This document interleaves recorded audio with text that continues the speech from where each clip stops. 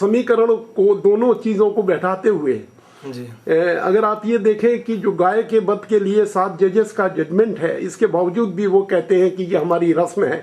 जी। और जो ये नवाज में जो लाउड स्पीकर इस्तेमाल किए जाते हैं जी। और अल्लाह अल्लाह और मोहम्मद रसूल अल्लाह, इसके बाद और कोई ईश्वर को ना मानना और उनके साथ वो करना, वध करना, उनका जो इनफाइडल है।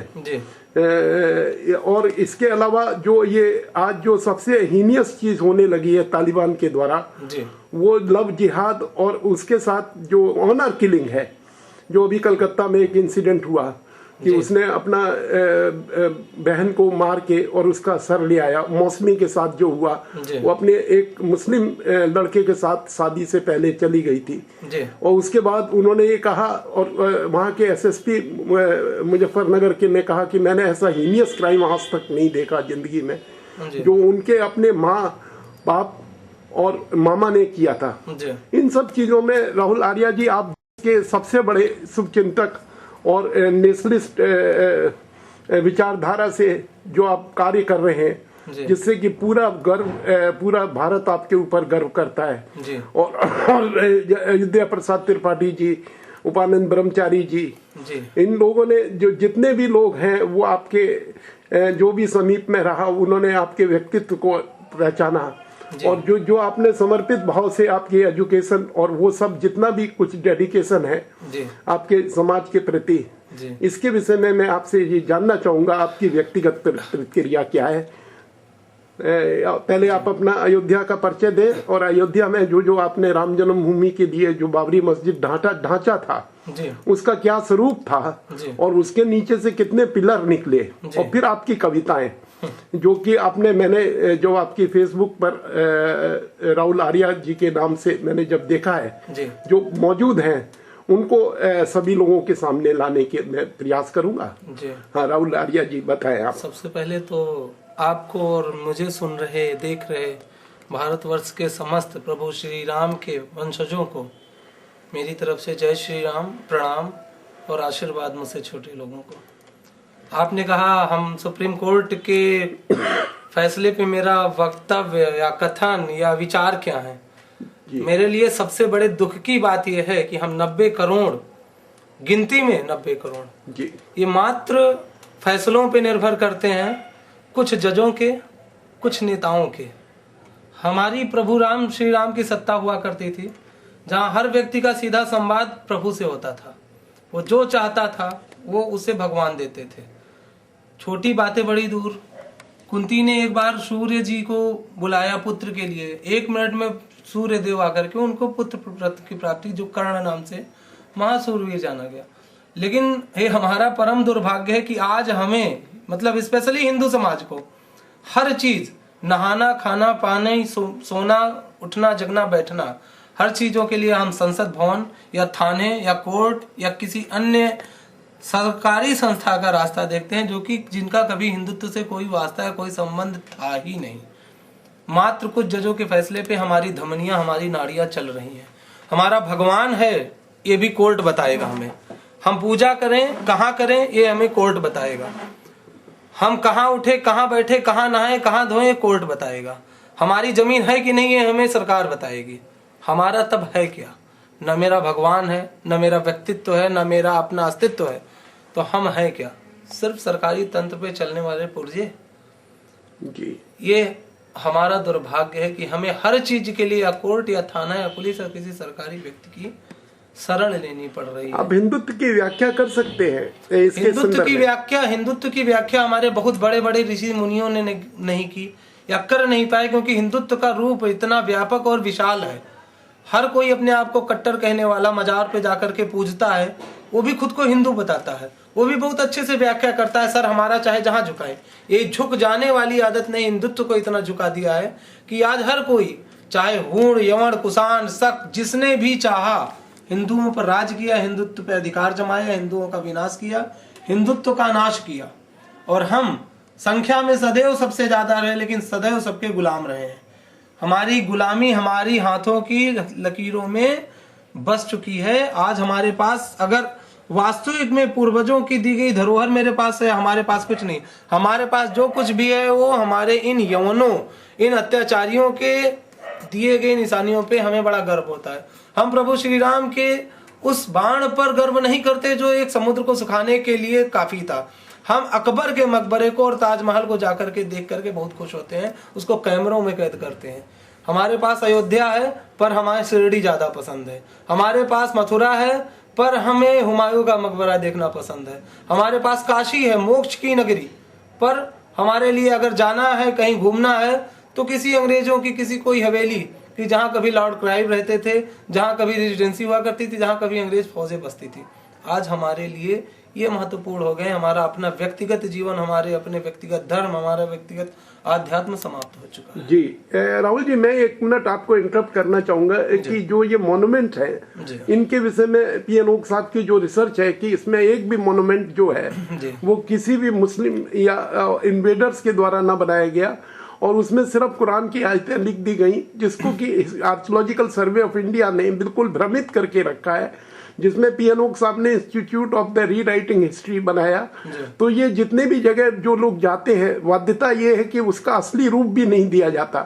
एक तरफ तो हमको वो बता दिया जाता है कि नहीं, इनका असली रूप दिखाना भी कम्युनल है। दूसरी तरफ आपका जो ये विचार मैंने जब पढ़ा कि क्या क्या कम्युनल है, क्या क्या सेकुलर है, और इसकी जो व्याख्या की, वहां से आप शुरू करते हुए गीता का उपदेश जो था कि कैसे आज महाभारत का समय आ गया जब हिंदू को ये जानना पड़ेगा, तो इस पर थोड़ा सा बताएं। अपनी कविताओं को भी आप छोटी इन बातों को एक बहुत छोटी सी कविता में मैं व्यक्त करना चाहूंगा जी कि गीता के ज्ञान से हम अज्ञान हो गए जी, ग्रंथ हमारे बस कुछ गुरुओं के दिए ज्ञान हो गए।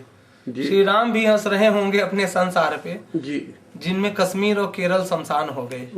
ब्राह्मण सैयद बना और धनवान हो गए, क्षत्रिय बड़े शान से पठान हो गए।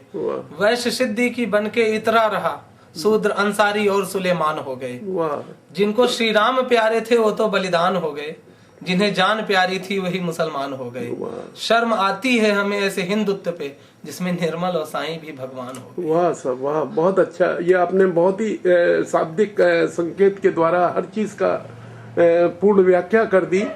तो हम ये पूछते हैं पूरे हिंदू समाज से, अगर हमारे यहाँ पुत्र का जन्म होता है तो हम पहली बार जाकर के किसी मंदिर में मत्था टेकते हैं। और हमारे, चूंकि हमारी पीढ़ी से पहले साईं या इस टाइप के निर्मल टाइप का कोई शब्द नहीं था, तो हमारे पूर्वजों ने, हमारे दादा परदादाओं ने भगवान श्री राम के यहाँ जाकर के मत्था टेका होगा जब हम पैदा हुए। और जब हम मरते हैं या हमारे घर का कोई मरता है तो मैंने आज तक सिर्फ एक नारा सुना है, राम नाम सत्य है, साईं नाम सत्य है, निर्मल नाम सत्य है, मुलायम सिंह सत्य है, सोनिया गांधी सत्य है। आखिर उस दिन क्यों नहीं निकलता? मैं पूरे हिंदू समाज से एक शब्द पूछना चाहूंगा। अपने घर में एक बहू आती है जो घर के 2 टुकड़े करवाती है, उस बहू की बुराई ये पूरी दुनिया में घूम घूम के करते हैं, लेकिन जिस पार्टी ने इस देश के 3 टुकड़े करा दिए हैं उसके लिए इनके वोट कहाँ से निकलते हैं? मैं पूरे हिंदू समाज, पूरे इस भारत के समाज से पूछना चाहूंगा। अपने जब गांव का या प्रधानी का चुनाव होता है, 20 साल तक ये लोग पूछते हैं कि इनके दादा ने हमको फावड़ा खेतों में चलाने के लिए नहीं दिया, इन्हें हम वोट नहीं देंगे, आज के 60 साल पहले। लेकिन जिस पार्टी ने, जिन संस्थाओं ने, जिस धर्म निरपेक्षों ने भारत में इतने रक्तपात कराए हैं कि भारत पाकिस्तान की लड़ाई में जितने सैनिक नहीं मरे हैं, जितनी जनसंख्या नहीं मरी, उतने भारत के आंतरिक दंगों में मरे हैं। आखिर ये सब कराने वालों का साथ हम कैसे दे सकते हैं? नरेंद्र मोदी को, एक नरेंद्र मोदी है जिसको हत्यारा बताया जाता है, 3000 हिंदू, 3000 मुसलमानों का हत्यारा, उसके 2 गुना हिंदू अयोध्या में मारे गए थे 1990 में, खुलेआम गोलियां बरसाई गई थी, लेकिन वो आज भगवान बना घूम रहा है। आखिर ऐसा क्यों है?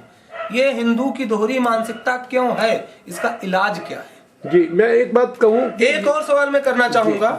हमारे भी घर में होगा, आपके भी घर में होगा, जो इसे सुन रहे होंगे उनके भी घर में है। एक महिला आपके यहाँ जो आती है वो अपने मायके की बुराई कभी नहीं बर्दाश्त कर सकती है। लाख आप ये मैं एक प्रैक्टिकल बात कर रहा हूँ। महिला जो ससुराल में आती है विदा होके, वो अपने मायके की बुराई नहीं बर्दाश्त कर सकती। वो अपने ससुराल की भले 100 जगह बुराई करे, लेकिन उसके मायके की बुराई करने वाली की जुबान खींच लेती है। एक महिला जो इटली से आई है, आपको कैसे नहीं लगता कि उसे अपने मायके के प्रति प्रेम नहीं होगा? और अगर मायके और ससुराल का संबंध अच्छा है तो इटली ने आज तक भारत का समर्थन, संयुक्त राष्ट्र परिषद सदस्यता, भारत पाकिस्तान विवाद या किस स्थान पर इटली ने भारत का समर्थन किया है? क्यों किया है? अगर नहीं किया तो क्यों नहीं किया? मैं राहुल जी आपके संज्ञान में कुछ बातें जरूर लाना चाहूंगा जो मैंने अपने साइट पर भी लिखी। पहली चीज ये मानना कि ये इटली की औरत है, ये स्टीफेनो की लड़की है और इसकी मदर जो मानियो है वो रशियन केजीबी के एजेंट थे जी। और इनका केजीबी का जो पैसा आता था, मेमुना बेगम और इनकी 2 शादियां हुई, राजीव और संजय गांधी पैदा हुए जी। तो इनका जो रिलेशनशिप था, इन्होंने एक प्री प्लान कॉन्स्पिरेसी की तरीके से यहाँ पर एक 1968 से एक इटालियन और रशियन मिक्स महिला प्रधानमंत्री के घर में बनी रहे 25/2/1968 के बाद से, और 1983 तक उसकी नागरिकता हिंदुस्तानी न हो। बड़े आश्चर्य की बात है कि ये नागरिकता इटालियन या रशियन बने रहने के साथ साथ आपने प्राइम मिनिस्टर के घर पर बैठ करके सब सीक्रेट पूरे वर्ल्ड को भेज दिए। तो ये एक दुर्भाग्य जो है कि एक ही चीज नहीं बल्कि एक छोटी सी कविता में बताना चाहेंगे आपको। मुसलमान वंदे मातरम ना बोले तो उनका धार्मिक मामला जी, मोदी टोपी ना पहना तो एक सांप्रदायिक मामला जी। गोधरा में जो पहले जले वो थे भेड़ बकरी, लेकिन उसके बाद जो कटे वो देश के सच्चे प्रहरी। पठानी सूट नमाजी टोपी में वो तो खूबसूरत, पर हम सिर्फ श्री राम कह दें तो आतंक की मूर्त जी। बहुत अच्छा, कहाँ से ये कहाँ का न्याय है? बहुत बड़ी बात। 58 जिंदा जले लोगों के प्रति किसने आज तक आवाज उठाई? वो मेरे सामने आए जी और मुझे बताए जी। अगर 58 को एक तराजू में और उधर 2000 जो कहा जाता है उनको एक तराजू में तौला जाए जी, बहुत फर्क निकलेगा। मैं कहता हूँ तराजू का पल्ला उन 58 की तरफ भारी हो जाएगा जी। 58 में क्योंकि वो निर्दोष थे। उनका कारण, उनके मरने का कारण क्या श्री राम का नारा है? जय श्री राम शब्द क्या आज मौत का पर्याय जी? मैं पूरे हिंदू समाज से कहना चाहूंगा, अगर जय श्री राम का जो शब्द है मौत का पर्याय है तो अपने घर में किसी की अर्थी के पीछे दोबारा जय श्री राम ना कहने दे। राम नाम सत्य है ना कहने दे। परम दुर्भाग्य हमारा और हमारे धर्म का है कि हम विश्वगुरु होते थे। मैं अभी भी बात करता हूँ, एक इंटरव्यू हमारे अभी भी बात करता कभी वेद अमेरिका तक गूंजते थे, लेकिन आज हम अपने घर में दोगले हो गए। आज हमारे कानों में सिर्फ 5 बार अल्लाह अकबर की आवाजें सुनाई देती हैं। जिसको न सुनाई दे, जिनको इनमें धर्म निरपेक्षता दिख रही हो वो खोजे, लेकिन मेरे हिसाब से तो हम समाप्ति की तरफ अग्रसर हैं। और कहा जाता है अगर भगवान इतने सक्षम है तो वो जन्म क्यों नहीं लेते? अरे अगर उन्हें जन्म लेना था तो हमें जन्म क्यों दिया? खाने नहाने सोने के लिए, शादी करने के लिए, बच्चे पैदा करके मर जाने के लिए जी। किस ग्रंथ किस में लिखा है? हमारे यहाँ वर्ण व्यवस्था या वर्ण व्यवस्था आप कह सकते हो कि गृहस्थ के जितने लक्षण बताए गए हैं कि बाल्यकाल, फिर वृद्ध काल, फिर वानप्रस्थ, सारा ये उस समय बताया गया था जब एक भी मलेच्छवंशी इस धरती पर नहीं था, तब ये जायज था। लेकिन उसी में भगवान श्री राम ने इतने राक्षसों का, इतने असुरों का वध किया। अरे आज मोमबत्ती और कैंडल मार्च निकाल रहे हिंदुओं, अगर प्रभु श्री राम ने कैंडल मार्च निकाली होती ना तो आज माता सीता आज भी लंका में होती और भगवान श्री राम यहाँ किसी संसद के आगे के धरने पे बैठे होते जी। आपने जो लिखा है कि साध्वी और कर्नल पुरोहित और मेजर उपाध्याय के साथ, जैसे आपने इलेक्शन में भी मेजर उपाध्याय जी के साथ आपने पूरा मिल करके कार्य किया, मुझे गर्व है, मैंने किया मुझे गर्व है। इनके विषय में आज तक कोई चार्जशीट नहीं लगाई। जब मकोपा कोर्ट के द्वारा ये पूछा गया कि क्या चार्जेस है इनके खिलाफ, ये तो बताइए। महाराष्ट्र गवर्नमेंट ने नहीं लगाया। इतना उनका है, उनका दोष सिर्फ इतना है कि वो हिंदू है। आपने जो कविता लिखी है जो अपनी वेदना के साथ, मैंने वेदना अपनी प्रज्ञा जी के लिए लिखी है जी। वो हमारी वेदना नहीं, एक सच्चा हिंदू जो भी घर में भी बैठा होगा जी, वो भी जो कुछ बोल नहीं रहा होगा, जिसे डर है जी, क्योंकि ये डर हमारे दिल, दिमाग और आत्मा तक भर दिया गया है। हमें जब भगवान श्री राम का नाम लेने में डर लगता है तो प्रज्ञा तो बड़ी छोटी चीज है।